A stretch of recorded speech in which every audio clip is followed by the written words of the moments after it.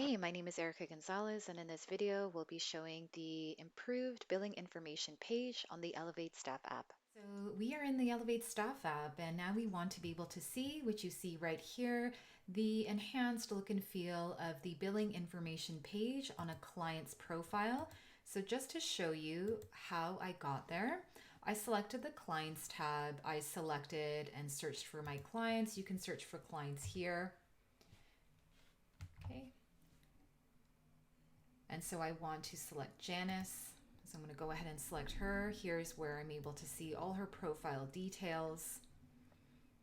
All right, now if I click on the three lines here, that's where I'm able to access billing information along with all of the other areas that you can select from. So billing information, that's where we started.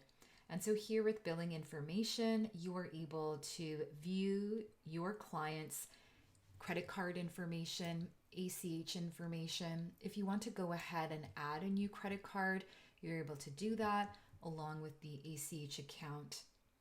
You are also able to, so if I go into the three dots, either beside the MasterCard here or the Visa, you see here it's default. So if I click on there, on the three dots, select edit, I can see the information there. This is the default one, but let's just say your client wants to make now their MasterCard. So we see the pop-up there, credit card successful. If I want to make this as a default, I can see that option there, set as default.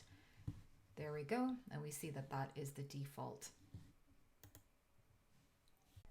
And of course, the billing information of your client's profile is informative because you can check to see that they have all their saved payment information, i.e. credit cards. So if you want to go ahead and make a purchase in the store, you can go ahead and do that. And so this improvement truly is able to help manage your client's payment information now on the Elevate Staff app. We hope you have fun, and we'll see you in the next video.